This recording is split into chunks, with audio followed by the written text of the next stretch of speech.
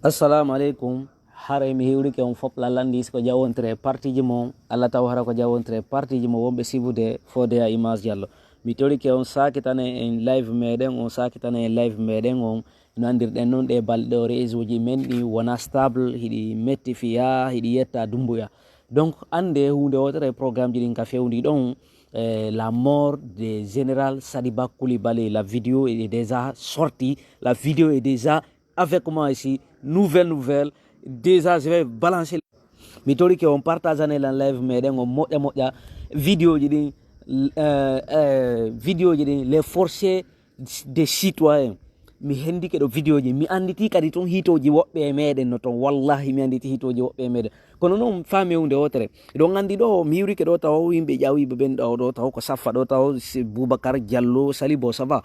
mi andi na on do hunde wotere wallahi ko be ebbi kon s'il vous plaît mes très chers frères partagez-moi le live. Et aussi, j'ai envie de vous dire quelque chose ici. La mort de la vidéo de la mort de Sadiba, de général Sadiba Koulibaly est sortie. Les commandants Alia, les forces détenues, la minal, il faut mais miola qui tawara beda, mais wallahi foni kemenge e billoba. Hakuni alla rimer gi mabbe ko yalto de nini ko Allah non tungande. C'est imma ki o saydo billahi be onani ko be wi kon do kambe be itum be wowli do fi be memmini do dossier ji ergine memmingol in fossé ji don kambe be gitino déjà himbe be wari ben kaleydi meden be gitine plus de 63 jeunes abattus par balle, plus de 56 personnes benno be giti fi benno. Donc ay tum be giti benno le ko 1er décembre wadi fin l'année 2024 be giti duno wallahi le pouvoir du CNRD nous a ramené à des temps que nous croyons jamais révolus. Kidnapping, disparition des forces des citoyens, assassinat, confiscation des libertés fondamentales. On a dit do fewnde ko be yaltono be ni be confiscata pouvoir on jamais de laver. Baytum be hudi ke dum no mais kanko mamadi o référendum on do wadde de balle do si tay référendum wadama tum be valider mo si be validi mo tum o yaltay o inna kanko tigi tigi on o ma wona candidat ka pays mede fiyo no mi wolani dum parce que déjà be yaltino be woli be inni kambe be si référendum wadi tum communauté internationale inni uditanabe pour la première fois. Donc si communauté internationale uditanabe pour une première fois haray c'est fini be garay tout possible parce que déjà on yi déjà France 24 yaltini do public be inni be wonti da e Mamadi Doumbouya de be wonti da e CNRD si CNRD confisque pouvoir donc haray be wonti da e mabbe. Donc Mamadi o inni le que ni lui ni aucun membre du CNRD ni aucun membre du CNT ne porterait candidat les élections. Ok, mi fami programme diri déjà minani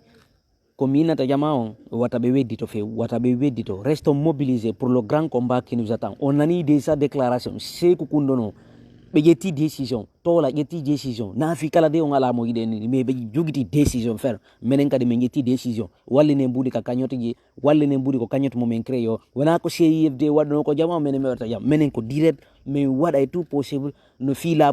ene be e yahabe akane c'est ou kondiri be communauté internationale kane walata e kadi sedi ya wadino preuve be ni be walata déjà on loni on kadi ani nulon déjà ko be wanno ko grâce ay dadis fi hendagol foro mais bay dum no marsirali be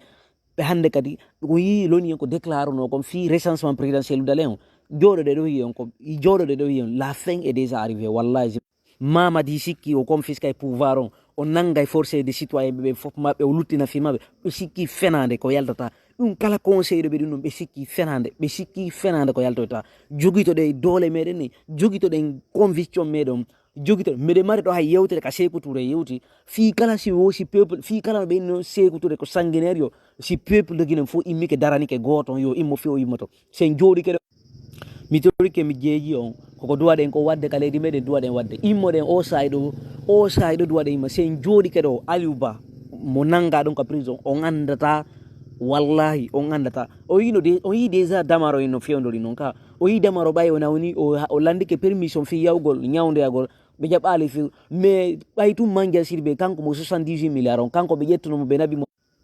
on yafoto de par ce que on yi on noon kanko ɓe nabunomo ko hôtel ñawdugol on no ɓayi oɗa kanko mo 4 milliard on non ɓe naari wimo maison central damaro kadi no naada maison central o yi ɓen no fof non nanga nder ton Aliou Ba noon ɓennon ko ɓe waɗirako par ce que ɓenno ɓe bonno c'est vrai ɓenno ɓe bonno mais Aliou Ba honnum bonni Aliou Ba fus bonna mi yetta noon kadi ɓe nangamo ɓe naadamo Madina urita ñande be yahoɓe no yaade ko mapini ɓe koɓe honno ɓe heɓirta mburi mabɓe ɗi onon walliɓe ɓen mbuɗi ɗin ka banque on yino déjà ɓay o wallini mburi mon ni ka banque o yi mburi mon ni no confisque amar oya o bala samurawo mon ɗon yiɗi ɗo ko kan